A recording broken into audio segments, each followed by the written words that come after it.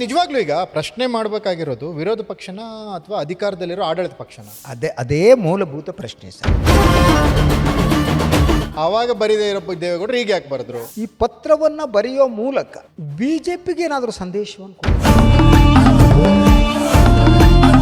JDS ನಲ್ಲಿ ಇವರಿಗೆ ಸಂಖ್ಯೆ ಕೊರತೆ ಇದೆ, ಬಿಜೆಪಿ ಸಪೋರ್ಟ್ ಮಾಡಲೇಬೇಕು. ಇಂಥ ಸಂದರ್ಭದಲ್ಲಿ ದೇವೇಗೌಡರು ಬರೆದಿರೋ ಪತ್ರ ಕುತೂಹಲಕ್ಕೆ ಕಾರಣವಾಗಿದೆ ಅಂತ ಚರ್ಚೆ. ಇದು ಏನು ಗೊತ್ತಾ, ಬಾಗಿಲು ಅಟ್ಲೀಸ್ಟ್ ಅಲ್ದಿದ್ರು ಕಿಟಕಿ ಆದರೂ ಒಂದು ತೆರೆಯುವ ಯತ್ನ ಇದ್ದಿರಬಹುದಾ? ರಾಜಕಾರಣಿಗಳು ಗೋಡೆ ಹಾರೋದ್ರಲ್ಲಿ ಬಾರ ನಿಸ್ಸೀಮರಲ್ಲ.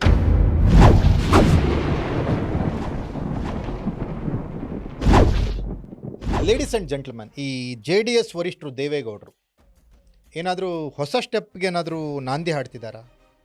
ಅವ್ರ ತೀರ್ಮಾನಗಳಲ್ಲಿ ಏನಾದರೂ ಟ್ವಿಸ್ಟ್ ಸಿಗ್ತಾ ಇದೆಯಾ? ಹಾಗಾದರೆ ಅವ್ರ ನಡೆಗಳನ್ನು ನೋಡಿದರೆ ಎಲ್ಲ ಯೂ ಟರ್ನ್ ತೆಗೆದುಕೊಳ್ತಿದ್ದಾರೆ ಅನ್ನಿಸ್ತಾ ಇದೆ. ಯಾಕಂದರೆ ಕಾಂಗ್ರೆಸ್ ವರಿಷ್ಠೆ ಸೋನಿಯಾ ಗಾಂಧಿ ಅವರಿಗೆ ಈ JDSನ ವರಿಷ್ಠರು ದೇವೇಗೌಡರು ಒಂದು ಪತ್ರವನ್ನು ಬರೆದಿದ್ದಾರೆ. ಅದು ನಡವಳಿಕೆ ಬಗ್ಗೆ ಬರೆದಿದ್ದಾರೆ, ಕಾಂಗ್ರೆಸ್ನ ನಡವಳಿಕೆ ಬಗ್ಗೆ ಬರೆದಿದ್ದಾರೆ. ಆದರೆ ಆ ಪತ್ರದ ಹಿಂದೆ ಬೇರೆಯೇ ಲೆಕ್ಕಾಚಾರ ಇದೆ ಅನ್ನುವಂಥದ್ದು ಈಗ ರಾಜಕೀಯ ವಲಯಗಳಲ್ಲಿ ಚರ್ಚೆ ಆಗ್ತಾ ಇದೆ. ಈ ವಿಚಾರವಾಗಿ ಚರ್ಚೆ ಮತ್ತು ವಿಶ್ಲೇಷಣೆಯನ್ನು ಮಾಡಲಿಕ್ಕೆ ಖ್ಯಾತ ಪತ್ರಕರ್ತರಾದಂಥ ಸನ್ಮಾನ್ಯ ಶ್ರೀ ಶಶಿಧರ್ ಭಟ್ ಅವರು ನಮ್ಮ ಜೊತೆಗಿದ್ದಾರೆ. ಬನ್ನಿ ಅವ್ರನ್ನ ಕಾರ್ಯಕ್ರಮಕ್ಕೆ ಸ್ವಾಗತಿಸೋಣ. ಸರ್ ನಮಸ್ತೆ, ಕಾರ್ಯಕ್ರಮಕ್ಕೆ ಸ್ವಾಗತ.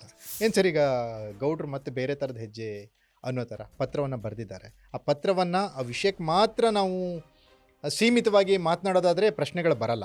ಆದರೆ ಗೌಡ್ರು ಯಾವತ್ತೂ ಸುಲಭವಾಗಿ ಒಂದೇ ಕೆಲಸಕ್ಕೆ ಒಂದೇ ನಿರ್ಧಾರ, ಒಂದೇ ತೀರ್ಮಾನ ಅನ್ನೋದನ್ನು ಮನಸ್ಸಲ್ಲಿ ಇಟ್ಕೊಂಡು ಒಂದು ಕೆಲಸ ಯಾವತ್ತೂ ಮಾಡಲ್ಲ. ಅವರಿಗೆ ಒಂದು ಕೆಲಸದಿಂದ ಒಂದು 4-5 ರಿಸಲ್ಟ್ ಸಿಕ್ಕರೆ ಮಾತ್ರ ಮಾಡ್ತಾರೆ. ಹೀಗಿದ್ದಾಗ ಏನನ್ಸುತ್ತೆ ನಿಮಗೆ? ಒಂದು, ದೇವೇಗೌಡರು ಪತ್ರದ ರಾಜಕಾರಣಿ ಅಂತ. ಅವ್ರು ಯಾವಾಗಲೂ ಪತ್ರ ಬರೀತಾನೆ ಇರ್ತಾರೆ, ಯಾರಿಗಾದರೂ ಪತ್ರ that is first thing. Second thing, ಅವ್ರದ್ದು ಸದಾ ಒಂದು ಮೀನಿನ ಹೆಜ್ಜೆ ಅಂತ. ನೀವು ಅವರ ಹೆಜ್ಜೆಯನ್ನು ನೀವು ಗುರುತಿಸೋಕ್ಕಾಗಲ್ಲ. ನೀರಿನಲ್ಲಿ ಮೀನು ಯಾವ ರೀತಿ ಹೋಗುತ್ತೋ ಆ ರೀತಿ ಹೋಗ್ತಾರೆ. ಅವರು ಯಾವುದೇ ರೀತಿಯ ಒಂದು ಸ್ಟೆಪ್ಪನ್ನು ಇಟ್ಟರೆ ಅದು ಅವರು ಯಾರ್ಯಾರಿಗೋ ಯಾವುದೇ ರೀತಿಯ ಒಂದು ಸಂದೇಶವನ್ನು ರವಾನಿಸ್ತಾ ಇರ್ತಾರೆ. ಸಂದೇಹವನ್ನು ಕೊಡ್ತಿರ್ತಾರೆ, ಸಂದೇಶವನ್ನು ರವಾನೆ ಮಾಡ್ತಾ ಸಂದೇಹವನ್ನು ಉಂಟು ಮಾಡ್ತಾರೆ, ಮೂಡಿಸ್ತಿರ್ತಾರೆ. ಆಯ್ತಾ? ಸೊ ಅದು ಅವರ ಕ್ಯಾರೆಕ್ಟರ್, ಅವರ ರಾಜಕೀಯ ಬದುಕಿನಲ್ಲಿ ಅವ್ರು ಮಾಡ್ತಾ ಬಂದಿದ್ದೆ ಹಾಗೆ. ಅವರು ಪತ್ರ ಬರೆಯೋದ್ರಂತೂ ಮಹಾನ್ ಶೂರು. ಆದರೆ ಈಗ ಅವರು ಬರೆದಿರುವ ಪತ್ರ ಅದು ಸುದೀರ್ಘವಾದ ಪತ್ರ ಅಲ್ಲ, ಸಣ್ಣ ಪತ್ರ. ಈ ಪತ್ರವನ್ನು ಅವರು ಯಾಕೆ ಬರೆದಿರಬಹುದು ಅಂತ ನಾವು ಯೋಚನೆ ಮಾಡುವಾಗ ಮೊದಲನೇದಾಗಿ ಸೋನಿಯಾ ಗಾಂಧಿ ಮತ್ತು ದೇವೇಗೌಡರ ನಡುವಿನ ಸಂಬಂಧವನ್ನು ನೋಡಿ, ಬಾಂಧವ್ಯ ಅದು ಭಾಳ ಕಾಂಗ್ರೆಸ್ ಜೊತೆ ಅವರ ಮೈತ್ರಿ ಇರಬೇಕಾದ್ರೆ ಪ್ರತಿ ವಿಚಾರಕ್ಕೂ ಅವರು ಸೋನಿಯಾ ಗಾಂಧಿ ಅವರನ್ನೇ ನೋಡ್ತಾ ಇದ್ರು. ಅಲ್ಲ, ಈಗಲೂ ಹಂಗೆ ಅವರು ಈಗ ಬಿಜೆಪಿ ಜೊತೆ ಮೈತ್ರಿ ಇದ್ದಾಗ ಪ್ರತಿ ವಿಚಾರಕ್ಕೂ ಮೋದಿ ಮತ್ತು ಅಮಿತ್ ಶಾ ಅವರನ್ನೇ ಅಲ್ವಾ, ಆ ರೀತಿ ಹ್ಯಾಂಡಲ್ ಮಾಡ್ತಾ ಇದ್ರು. ಆ ರಿಲೇಷನ್ ಭಾಳ ಚೆನ್ನಾಗಿತ್ತು, ಅನುಮಾನ ಇಲ್ಲ. ಸೊ ಆ ರೀತಿ ಇದ್ದವರು ಈಗ ದಿಢೀರಂತ ಪತ್ರ ಬರೆದಿರುವ ಅದರ ಕಾರಣ, ಒಂದು, ಪ್ರತಿಪಕ್ಷಗಳ ನಡವಳಿಕೆಯ ಬಗ್ಗೆ ಮಾತನಾಡ್ತಾರೆ ಆ ಪತ್ರದಲ್ಲಿ. ಸೊ ದೇವೇಗೌಡರ ರಾಜಕೀಯ ಬದುಕಿನಲ್ಲಿ ಅವರು ಇದುವರೆಗೆ ನೋಡಿದಾಗ ಭಾರತೀಯ ಸಂಸದೀಯ ನಡವಳಿಕೆಯಲ್ಲಿ ಇದಕ್ಕಿಂತ ಅತೀ ಕೆಟ್ಟದಾಗಿ ಪ್ರತಿಪಕ್ಷಗಳು ನಡೆದುಕೊಂಡ 1000 ಉದಾಹರಣೆಗಳಿವೆ. ಅದು ದೇವೇಗೌಡರಿಗೆ ಗೊತ್ತು ಅಲ್ವಾ, ಇದು ಹೊಸತಲ್ಲ. ಈಗ ಸರಿ ಇಲ್ಲ ಅನ್ನೋದು ಅವರು ವಾದ ಮಾಡೋದಾದ್ರೆ ಇದಕ್ಕೂ ಹಾರಿಬಲ್ ಆದದ್ದಿದೆ, ಹೌದು ಅಲ್ವಾ? ಆವಾಗ ಬರೀದೇ ಇರೋ ದೇವೇಗೌಡರು ಈಗ ಯಾಕೆ ಬರೆದ್ರು? ಇದು ಮೊದಲನೇ ಪ್ರಶ್ನೆ. ಎರಡನೇ ಪ್ರಶ್ನೆ, ಈ ಪತ್ರವನ್ನ ಬರೆಯೋ ಮೂಲಕ ಬಿಜೆಪಿಗೆ ಏನಾದರೂ ಸಂದೇಶವನ್ನು ಕೊಡ್ತಾರೆ? ಹೌದು, ಈಗ ಯಾಕಂದ್ರೆ ಈಗ ಜೂನ್ 30ಕ್ಕೆ ಇವರ ಅಧಿಕಾರಾವಧಿ ಮುಗಿಯುತ್ತೆ, ಮತ್ತೆ ಪುನರಾಯ್ಕೆ ಆಗಬೇಕು ಇವರು ರಾಜ್ಯಸಭೆಗೆ. ಅಂದರೆ JDSನಲ್ಲಿ ಇವರಿಗೆ ಸಂಖ್ಯೆ ಕೊರತೆ ಇದೆ, ಬಿಜೆಪಿ ಸಪೋರ್ಟ್ ಮಾಡಲೇಬೇಕು. ಇಂಥ ಸಂದರ್ಭದಲ್ಲಿ ದೇವೇಗೌಡರು ಬರೆದಿರೋ ಪತ್ರ ಕುತೂಹಲಕ್ಕೆ ಕಾರಣವಾಗಿದೆ ಅಂತ ಚರ್ಚೆ. ಹೌದು, ಅಂದರೆ ಅವರು ಒಂದು ರೀತಿ ಇದು ಏನು ಗೊತ್ತಾ, ಎಲ್ಲೋ ಹಾಕಿರೋ ಬಾಗಿಲು ಅಟ್ಲೀಸ್ಟ್ ಅಲ್ದಿದ್ರು ಕಿಟಕಿ ಆದರೂ ಒಂದು ತೆರೆಯುವ ಯತ್ನ ಇದ್ದಿರಬಹುದಾ? ಅಲ್ಲ, ಚರ್ಚೆ ಮಾಡಿ. ಅಲ್ಲ, ಏನಾಗಿದೆ ಈಗ ದೇವೇಗೌಡರ ರಾಜಕೀಯ ವಿಚಾರ ಅಂತ ಬಂದಾಗ ಬಾಗಿಲು ಹಾಕಿದೆ, ಕರೆಕ್ಟು. ಹೌದು, ಆ ಮನೆಗೆ ಬಾಗಿಲು ಮಾತ್ರ ಇದೆ, ಗೋಡೆಗಳಿರಲ್ಲ. ಅದು ಇಲ್ದಿರಬಹುದು, ಆಯ್ತಾ? ಬಾಗಿಲು ಮಾತ್ರ ಇರುತ್ತೆ. ಆ ಬಾಗಿಲು ಹಾಕಿ ಇವರೆಲ್ಲ ಲಾಕ್ ಮಾಡ್ತಾರೆ, ಗೋಡೆಗಳು ಇರೋದೇ ಇಲ್ಲ ಸುತ್ತಲೂ. ಎಲ್ಲಿಂದ ಬೇಕಾದ್ರೂ ಹೋಗ್ಬೋದು. ರಾಜಕಾರಣಿಗಳು ಗೋಡೆ ಹಾರೋದ್ರಲ್ಲಿ ಬಾರ ನಿಸ್ಸೀಮರಲ್ಲ, whatever it may be. So ಈ ದೇವೇಗೌಡರು ಪತ್ರ ಬರೆಯುವ ಈ ಸಂದರ್ಭವನ್ನು ನೋಡೋಣ ಸರ್ ನಾವು. ಈ ಸಂದರ್ಭದಲ್ಲಿ ಬಿಜೆಪಿ ಮತ್ತು JDS ನಡುವಿನ ಮೈತ್ರಿ ಏನು, ಈ ಮೈತ್ರಿ ತೃಪ್ತಿದಾಯಕವಾಗಿಲ್ಲ. ರಾಜ್ಯದ ಮಟ್ಟಿಗೆ ತೃಪ್ತಿದಾಯಕ ಆಗಿಲ್ಲ. ದ ಫಸ್ಟ್ ಥಿಂಗ್, ರಾಜ್ಯ ನಾಯಕರುಗಳು ಈ ಮೈತ್ರಿಯನ್ನು BJPಯ ರಾಜ್ಯ ನಾಯಕರುಗಳು ಈ ಮೈತ್ರಿಯನ್ನು ವಿರೋಧಿಸುವುದರಲ್ಲಿ ಒಗ್ಗಟ್ಟಾಗಿದ್ದಾರೆ.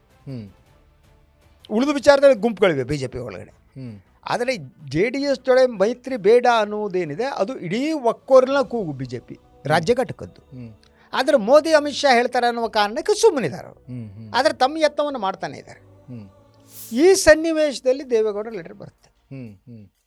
ಆಯಿತಾ? ಸೊ ಒಂದು ಸ್ಥಳೀಯ ಸಂಸ್ಥೆಗಳ ಚುನಾವಣೆಗೆ ಸಂಬಂಧಪಟ್ಟಾಗೆ ಹೊಂದಾಣಿಕೆ ಆಗಲ್ಲ ಅಂತ ಹೇಳಿದ್ದು ಆ ಗೊಂದಲಗಳೆಲ್ಲ ಗೊತ್ತಿದೆ ನಮಗೆ. ಅದರ ನಡುವೆ ಯಡಿಯೂರಪ್ಪನವರು ಸೊ ಅವರು ರಾಜ್ಯದಲ್ಲಿ ಎಲ್ಲೆಲ್ಲೋ ಯಾರ್ಯಾರಿಗೋ ತಮ್ಮ ಪಕ್ಷದ ಅಭ್ಯರ್ಥಿಗೆ ಟಿಕೆಟ್ ಘೋಷಣೆ ಮಾಡಿದ್ದಿದೆ ಹೇಳಿದ್ದಿದೆ ಅಂತ ಉದಾಹರಣೆಗಳಿವೆ. ಸೊ ಹಾಗಿದ್ರೆ ಈ ಮೈತ್ರಿ ಇರುತ್ತಾ ಇಲ್ವಾ ಅನ್ನುವ ಗೊಂದಲ ಇದೆ. ಈ ಸಂದರ್ಭದಲ್ಲಿ ಈ ಪತ್ರ ಬರೆದಿದ್ದಾರೆ. ಈ ಪತ್ರದಲ್ಲಿ ಅವರು ಪ್ರತಿಪಕ್ಷಗಳಿಗೆ ಬುದ್ಧಿ ಹೇಳುವ ಯತ್ನವನ್ನು ಮಾಡ್ತಾರೆ. ಸದನದ ಒಳಗೆ ಹೊರಗಡೆ ನಡವಳಿಕೆ ಸರಿ ಇಲ್ಲ. ಅಲ್ಲ, ಯಾವ್ಯಾವ ನಡವಳಿಕೆ ಅನ್ನೋದನ್ನು ಕೋಟ್ ಮಾಡಿಲ್ಲ ಅವರು. ನಡವಳಿಕೆ ಹೇಳಬೇಕಲ್ವಾ? ಸೊ ಅದರ ಜೊತೆಗೆ ಅವರಿಗೆ ಆ ಪತ್ರದಲ್ಲಿ ಈ ನಡವಳಿಕೆ ಸರಿ ಇಲ್ಲ ಅಂದರೆ ಯಾವ ನಡವಳಿಕೆ ಹೇಗಿರಬೇಕು ಹಿರಿಯರು ಹೇಳ್ಬೇಕಲ್ವಾ? ಈಗ ಮನೇಲಿ ಯಾರೋ ಒಬ್ಬ ನಮ್ಮ ಮಕ್ಕಳು ಕಂಡ್ರಿ ಸರಿಯಾಗಿ ನಡ್ಕೊಳ್ಳಿಲ್ಲ ಅಂದರೆ ಇದೆಲ್ಲ ಕಣ ಹಿಂಗೆ ನಡ್ಕೋಬೇಕು. ನಿಮಗೆ ನಿಜವಾಗಿ ಉದ್ದೇಶ ಇದ್ದರೆ ಒಂದು ನಡವಳಿಕೆ ಸರಿ ಇಲ್ಲ ಅಂದಾಗ ಇನ್ನೊಂದು ನಡವಳಿಕೆ ಹೇಗಿರಬೇಕು ಅಂತ ಹೇಳ್ಬೇಕು. ಆವಾಗ ನಿಜವಾದ ಪ್ರೀತಿ ಏನಾಗ್ಬಿಡುತ್ತೆ ಸರ್ ಅಂದರೆ ಈಗ ಒಂದಿಬ್ರು ಯಾರ್ಯಾರೋ ದೂರ ಆಗಿರ್ತಾರೆ, ಜಗಳ ಮಾಡ್ಕೊಂಡಿರ್ತಾರೆ ಅಂತ ಅಂದಾಗ ಫಸ್ಟಿಗೆ ಎಲ್ಲ ಪೂರ್ತಿಯಾಗಿ ವಿಸ್ತಾರವಾಗಿ ಮಾತಾಡೋಕ್ಕಾಗಲ್ಲ. ಜಸ್ಟ್ ಹಾಯ್ ಅನ್ನೋದು, ಅವ್ರು ಹಾಯ್ ಅಂದರೆ ಇವ್ರು ಮತ್ತೆ ನೆಕ್ಸ್ಟ್ ಮಾತಾಡೋದು, ಹಿಂಗೆ ಶುರು ಆಗುತ್ತದು. ಈ ತರಹದ ಏನಾದರೂ ಪ್ರಕ್ರಿಯೆ ಇಲ್ಲಿ ಪ್ರಾರಂಭ ಅದೇ ಬರ್ತಾನೆ. ಯಾಕೆಂದರೆ ಅವರು ಒಂದು ಇಡೀ JDSನ ರಾಜಕಾರಣ ಯಾವುದೋ ಒಂದು ತಾತ್ವಿಕ ಬದ್ಧತೆಯ ಮೇಲೆ ನಿಂತಿರುವುದಲ್ಲ. ಅವರಿಗೆ ಕೋಮುವಾದ ಆಗಲಿ ಸೆಕ್ಯುಲರಿಸಮ್ ಆಗಲಿ ಇದು ಆಯಾ ಕಾಲಘಟ್ಟದಲ್ಲೇ ಅವರು ಹಾಕಿಕೊಳ್ತಾ ಇರುವ ಅಂಗಿ ಪ್ಯಾಂಟು ಚಡ್ಡಿ ಆಯಾ ಕಾಲಘಟ್ಟದಲ್ಲಿ ಹಾಕೋದು. ಸೊ ಬೇಕಂದ್ರೆ ಚಡ್ಡಿ ಹಾಕೋತಾರೆ, ಬೇಡ ಅಂದರೆ ಬಿಟ್ಬಿಟ್ಟು ಅಡ್ಡ ಪಂಚೆ ಹಾಕೋತಾರೆ, ಒಂದು ಸಲ ಕೋಟ್ ಹಾಕೋತಾರೆ, ಇನ್ನೊಂದು ಸಲ ಜಾಕೆಟ್ ಹಾಕೋತಾರೆ. ಸೊ ಅದು ಕೂಡ ಈ ರಾಜಕಾರಣ ಅನ್ನುವಂಥದ್ದು ಈ ರೀತಿ ಬಟ್ಟೆ ಬದಲಾಯಿಸಿರೋ ಥರ ತತ್ವ ಸಿದ್ಧಾಂತಗಳನ್ನು ಬದಲಾಯಿಸ್ಲಿಕ್ಕಾಗತ್ತಾ? ಅದು ಈಗ ಆಗ್ತಾ ಇದೆ. ನೀವು ಕಾಂಗ್ರೆಸ್ ಜೊತೆ ಮೈತ್ರಿ ಮಾಡ್ತೀರಿ, BJP ಜೊತೆ ಮೈತ್ರಿ ಮಾಡ್ತೀರಿ. ಅಲ್ಲಿ ಯಾವ ಸಿದ್ಧಾಂತ ಇತ್ತು? ಯಾವುದಿತ್ತು ಹೇಳಿ? ಯಾವುದೂ ಇರಲಿಲ್ಲ. ಅಧಿಕಾರ ಮಗ ಮುಖ್ಯಮಂತ್ರಿ ಆಗಲಿ ಅಂತಿತ್ತು. ಸೊ ಅದು ಸರಿಯೋ ತಪ್ಪು ಈಗ ಚರ್ಚೆ ಮಾಡೋ ಕಾಲನೂ ಅಲ್ಲ. ಎಲ್ಲರೂ ಮಕ್ಕಳನ್ನ ಈಗ ಅಧಿಕಾರವನ್ನು ಕೊಟ್ಬಿಟ್ಟು ಅವ್ರನ್ನ ಇದ್ದ ಸ್ಥಿತಿಯಲ್ಲೇ ಎಲ್ಲರೂ ಮಹತ್ವಾಕಾಂಕ್ಷೆ ಉಳ್ಳವರೇ ಸರಿ, ಎಲ್ಲರೂ ಯಾವ ಪಕ್ಷಾತೀತರೆ ಸಿದ್ದರಾಮಯ್ಯ ಅವರ ಸಮೇತ. ಹೌದು, ಅದರಿಂದ ಅದು ಸರಿಯೋ ತಪ್ಪು ನಾವೀಗ ಚರ್ಚೆ ಮಾಡೋಕ್ಕಾಗಲ್ಲ. ಆದರೆ ದೇವೇಗೌಡರು ಈಗ ಪ್ರತಿಪಕ್ಷಗಳ ನಡವಳಿಕೆ ಹೀಗಿರಬೇಕು ಅಂತ ಹೇಳೋದಾದ್ರೆ ಅವರು ಆಡಳಿತ ಪಕ್ಷದ ನಡವಳಿಕೆ ಹೇಗಿರಬೇಕು ಅಂತ ಹೇಳ್ಬೇಕಲ್ವಾ? ಯಾಕೆ ಮಾತಾಡ್ತಾ ಇಲ್ಲ? ಆ ನಿಶಿಕಾಂತ್ ದುಬೆ ಅಂತವರು ಸದನದ ಒಳಗಡೆ ಅವರೆಲ್ಲ ನಡೆದುಕೊಳ್ತಿರುವ ರೀತಿ ಅಲ್ವಾ? ಪ್ರಶ್ನೆಗಳು ಉತ್ತರ ಕೊಡಲ್ಲ. ಪ್ರತಿಪಕ್ಷಗಳು ಎದ್ದು ಮಾತನಾಡಕ್ಕೆ ಅವಕಾಶ ಕೊಡಲ್ಲ. ಸೊ ಯಾವಾಗ ರಾಹುಲ್ ಗಾಂಧಿ ಎದ್ದು ನಿಂತು ಮಾತಾಡ್ತಾರೋ ಸ್ಪೀಕರ್ ಅವ್ರು ಬಾಯಿ ಮುಚ್ಚಿಸ್ತಾರೆ, ಮುಖ ಸಿಂಡ್ರಿಸ್ತಾರೆ. ಈಗ ಬಿಸಿ ಸ್ಪೀಕರ್ ಈ ಫೋಟೋಗಳೇ ಸಾಮಾಜಿಕ ಜಾಲತಾಣ ಅವರು ಆಡಳಿತ ಪಕ್ಷ ಮಾತನಾಡ್ಬೇಕಾದ್ರೆ ಹ್ಯಾಂಗ್ ನಗ್ತಾರೆ, ಪ್ರತಿಪಕ್ಷ ಈಗ ಪ್ರಶ್ನೆ ಮಾಡಬೇಕಾಗಿರೋದು ವಿರೋಧ ಪಕ್ಷನ ಅಥವಾ ಅಧಿಕಾರದಲ್ಲಿರೋ ಆಡಳಿತ ಪಕ್ಷನ? That is the thing. ಅದೇ ಮೂಲಭೂತ ಪ್ರಶ್ನೆ ಸರ್. ನೀವು ನಿಜವಾಗಿ ಹಿರಿಯರು, ನಮ್ಮ ಹಿರಿತರ ಇಟ್ಕೊಳ್ಳೋದು ಅಂದರೆ ನೀವು ಆಡಳಿತ ಪಕ್ಷದ ತಪ್ಪುಗಳನ್ನು ಹೇಳಿ ಹಿರಿಯರಾಗಿ ಪ್ರತಿಪಕ್ಷದ ಆಗ ರಾಹುಲ್ ಗಾಂಧಿ ತಪ್ಪನ್ನು ಹೇಳಿದ್ರೆ ನಮಗೆಲ್ಲ ಅವ್ರ ಮೇಲೆ ಗೌರವ ಬರ್ತೀವಿ. ಹೌದು ಅಲ್ವಾ? ಪ್ರಧಾನಿಗಳು ಇಡೀ ಸದನದಲ್ಲಿ ಇಷ್ಟರವರೆಗೆ 2014 ನಂತರ ಅವರು ಇರುವುದು ಎಷ್ಟು ದಿನ ಇದ್ರು ಸದನದಲ್ಲಿ? ಎಷ್ಟು ದಿನ ಸದನದಲ್ಲಿ ಕೂತಿದ್ದಾರೆ ಅವರು? ಲೋಕಸಭೆಯಲ್ಲಿ, ರಾಜ್ಯಸಭೆಯಲ್ಲಿ ಯಾಕೆ ಇರೋದಿಲ್ಲ ಸರ್? ಅವ್ರದ್ದು ಪ್ರಧಾನಮಂತ್ರಿಗಳು ಅಂದಿದ್ದಕ್ಕೆ ನಂಗೊಂದು ನೆನಪಾಯಿತು. ಅವ್ರದ್ದು ಮೊನ್ನೆ ಏನೋ ಮಾಡ್ತಾ ಇನ್ಸ್ಟಾ ಪೋಸ್ಟ್ ನೋಡ್ತಾ ಇದ್ದೆ, ಇನ್ಸ್ಟಾ ಅವ್ರ ಪೇಜ್ ನೋಡ್ತಾ ಇದ್ದೆ.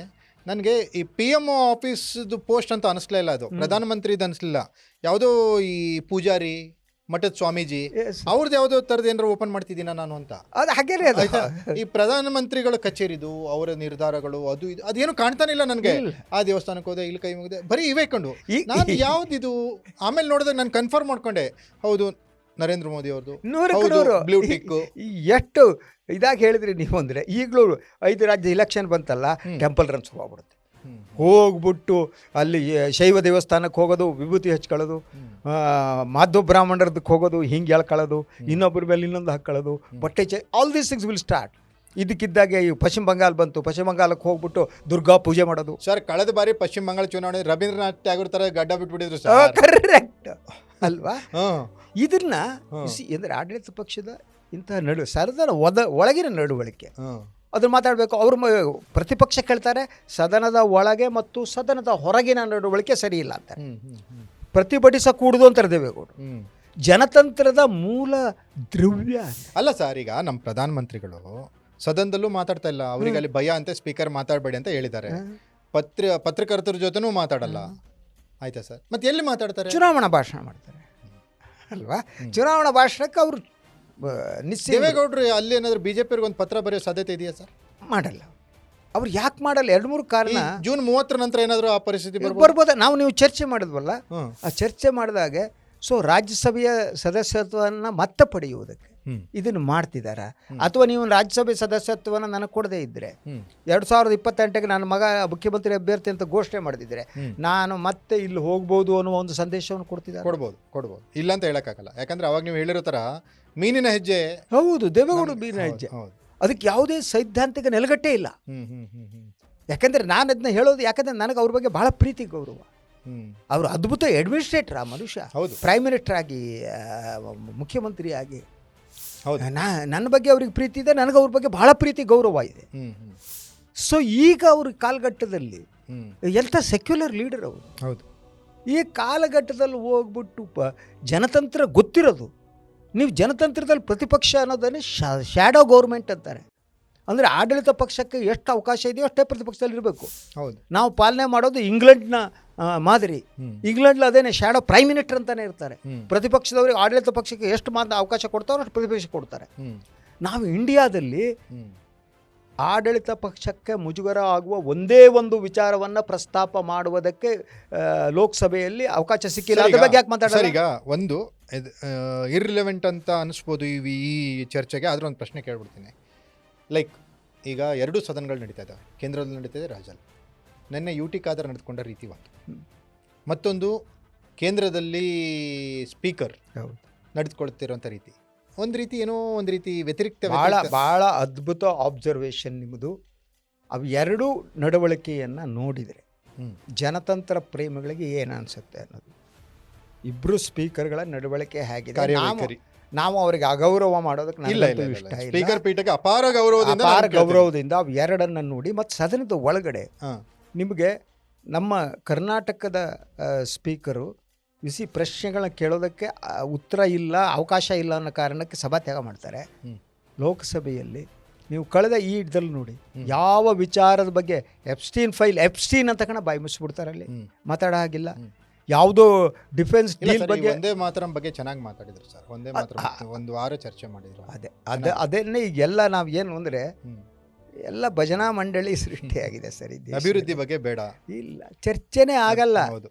ಯಾವುದ್ರ ಬಗ್ಗೆ ಚರ್ಚೆ ಅಂಥ ಸಿಚುವೇಶನ್ ಇದೆ. ಈ ಬಗ್ಗೆ ದೇವೇಗೌಡರು ಮಾತನಾಡಿದರೆ ಅಲ್ವಾ, ಸದನದ ಕಲಾಪ ಹೇಗಿರಬೇಕು, ಪ್ರತಿಪಕ್ಷಗಳಿಗೆ ಎಷ್ಟು ಸಮಯ ಅವಕಾಶವನ್ನು ಕೊಟ್ಟಿಲ್ಲ. ಒಂದೊಮ್ಮೆ ಪ್ರತಿಪಕ್ಷಗಳಿಗೆ ಅವ್ರ ನಂಬರ್ ಕಡಿಮೆ ಇರುತ್ತೆ. ಅವರು ಪ್ರತಿಭಟನೆ ಹ್ಯಾಂಗ್ ಮಾಡಬೇಕು ಅನ್ನೋ ದೇವೇಗೌಡರು ಹೇಳಬೇಕು. ನೀವು ಕೂಗಾಡಬಾರ್ದು, ಇನ್ನೊಂದು ಮಾಡಬಾರ್ದು, ಹೇಳ್ಬೇಕು. ಅವ್ರು ಹ್ಯಾಂಗ್ ಮಾಡಬೇಕು, ಅಲ್ಲೇ ಕೂತ್ಕೊಂಡು ಜಪ ಮಾಡ್ಬೇಕಾ, ಫೈನ್. ಅಲ್ಲಿ ಹಂಗೆ ನೆಲದ ಮೇಲೆ ಕೂತ್ಕೋಬೇಕು. ಏನು ಮಾಡ್ಬೇಕು? ಅವರು ಮಾತನಾಡಬಾರ್ದಾ? ಪ್ರತಿಭಟಿಸೋ ದಾರಿ ಯಾವ? ನಡವಳಿಕೆ ಸರಿ ಇಲ್ಲ ಅಂತ ಹೇಳಕ್ಕೆ ಅವ್ರೇನು ಆ ಥರದ್ದು ಯಾವುದೇ ನಡವಳಿಕೆಗಳು ವರದಿ ಆಗಿಲ್ವಲ್ಲ. That is what. ಅಂದರೆ ಈ ದೇವೇಗೌಡರ ಈ ಹಿಂದೆ ಈ ಬಿಜೆಪಿ ಸರ್ಕಾರದ ಗುಳಿ ಶೇಖರ್ ಶರ್ಟ್ ಗಿಟ್ ಎಲ್ಲ ಹರ್ಕೊಂಡೆಲ್ಲ ಆಗಿದ್ರು. ಹೌದು. ಆಮೇಲೆ ಸ್ಪೀಕರ್ಗೆ ಇವರಿಗೆ ಸದನದಲ್ಲಿ CT ರವಿ ಮಹಿಳಾ ಸದಸ್ಯಗೆ ಕೇವಲವಾದಂಥ ಪದವನ್ನು ಬಳಸಿದ್ರು. ಈ ಥರದ ಘಟನೆ ಈಗ ಆಗಿಲ್ವಲ್ಲ ಅಲ್ಲಿ. ಕರೆಕ್ಟ್. ಯಾವ ರೀತಿ ನಡವಳಿಕೆ ಸರಿ? ಅದನ್ನೇ ಅಂದರೆ ಸಭ್ಯತೆ ಪಾಠ ಯಾರಿಗೆ ಬೇಕಂಗಾದ್ರೆ? ಅಂದರೆ ಅವರು ದೇವೇಗೌಡರ ಮನಸ್ಸಿನಲ್ಲಿ ಸೊ ಆಡಳಿತ ಪಕ್ಷ ಏನು ಹೇಳುತ್ತೋ ಅದನ್ನು ಕೇಳಬೇಕು, ಪ್ರಶ್ನಿಸಕೂಡದು ಅಂತ. ಇವತ್ತು ಭಾರತೀಯ ಜನತಂತ್ರದಲ್ಲಿ ಮಾಧ್ಯಮ ಎಲ್ಲ ಕಡೆ ಈ ಪ್ರಶ್ನಿಸುವುದು ಹೊರಟೋಗಿದೆ ಸರ್. ಪತ್ರಿಕೋದ್ಯಮದ ಮೂಲ ಮಂತ್ರ ಅಂದರೆ ಪ್ರಶ್ನಿಸುವುದಾಗಿದೆ ಅಲ್ವಾ. ಸಮಾಜದಲ್ಲಿ ಪ್ರಶ್ನಿಸ್ಬೇಕು ನಾವು. ಆದರೆ ಇವತ್ತು ಪ್ರಶ್ನೆ ಕೇಳುವುದೇ ಅಪರಾಧ ಅನ್ನುವ ವಾತಾವರಣ ಸೃಷ್ಟಿಯಾಗಿದೆ ದೇವೇಗೌಡರು. ಆದ್ದರಿಂದ ಆಡಳಿತ ಪಕ್ಷಕ್ಕಲ್ಲ ಪ್ರತಿಪಕ್ಷ ಗೆಲ್ತಾ ಪ್ರಶ್ನೆ ಕೇಳಬೇಡಿ, ನೀವು ಯಾವ ಪ್ರಶ್ನೆಯನ್ನು ಕೇಳಬಾರ್ದು. ಈ ನಾನ್ ಬಯಾಲಜಿಕಲ್ ಸಂಬಂಧ ಬಗ್ಗೆ ಮಾತನಾಡಬೇಕು, ದೇವೇಗೌಡರೇನು ಇನ್ಯಾವುದೋ ಜನ್ಮದಲ್ಲಿ ಮೋದಿಯವರ ಸಂಬಂಧಕ್ಕೆ ಆಗಿದ್ದಾರಂತ ಆ ಕಾರಣದಿಂದ ಸಂಬಂಧ ಜನ್ಮ ಇದೆ. ಜನ್ಮಾಂತರದ ಸಂಬಂಧ. ಅದ್ರ ಬಗ್ಗೆ ಮಾತನಾಡಬೇಕು. Don't question. ದೇವೇಗೌಡರು ಈ ಸ್ಥಿತಿಗೆ ಬಂದಿದ್ದು ಬಹುದೊಡ್ಡ ದುರಂತ sir. Yes sir, thank you. Shashidhar ಭಟ್ರ ಮಾತುಗಳಲ್ಲಿ ಕೇವಲ ಅವರ ಅಭಿಪ್ರಾಯವನ್ನು ವ್ಯಕ್ತಪಡಿಸೋದ್ರ ಜೊತೆಗೆ ಪ್ರಜಾಪ್ರಭುತ್ವದ ಬಗ್ಗೆ ಹಾಗೆಯೇ ಈ ಸಂಸದೀಯ ನಡವಳಿಕೆಗಳ ಬಗ್ಗೆ ಕೆಲವು ಗಂಭೀರವಾದಂಥ ಪ್ರಶ್ನೆಗಳನ್ನು ಕೂಡ ಎತ್ತಿದ್ದಾರೆ. ದೇವೇಗೌಡರ ಇತ್ತೀಚಿನ ನಡೆ ತೀವ್ರ ಚರ್ಚೆಗೆ ಕಾರಣವಾಗಿದೆ. ಆ ನಡೆಯ ಹಿಂದಿನ ನಿಗೂಢತೆ ಅದನ್ನ ದೇವೇಗೌಡರು ಹೇಳಬೇಕು. ಇದಾಗಿತ್ತು ಖ್ಯಾತ ಪತ್ರಕರ್ತ ಶ್ರೀ ಶಶಿಧರ್ ಭಟ್ ಅವರ ಜೊತೆಗಿನ ವಿಶೇಷ ಸಂವಾದ.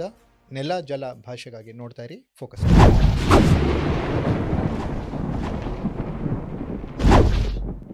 ನಿಜವಾಗ್ಲೂ ಈಗ ಪ್ರಶ್ನೆ ಮಾಡಬೇಕಾಗಿರೋದು ವಿರೋಧ ಪಕ್ಷನ ಅಥವಾ ಅಧಿಕಾರದಲ್ಲಿರೋ ಆಡಳಿತ ಪಕ್ಷನ?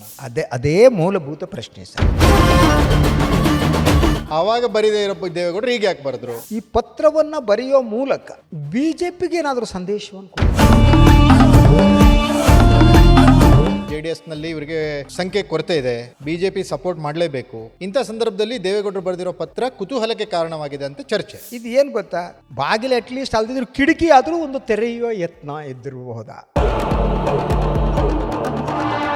ರಾಜಕಾರಣಿಗಳು ಗೋಡೆ ಹಾರೋದ್ರಲ್ಲಿ ಬಾರ ನಿಸ್ಸೀಮರಲ್ಲ.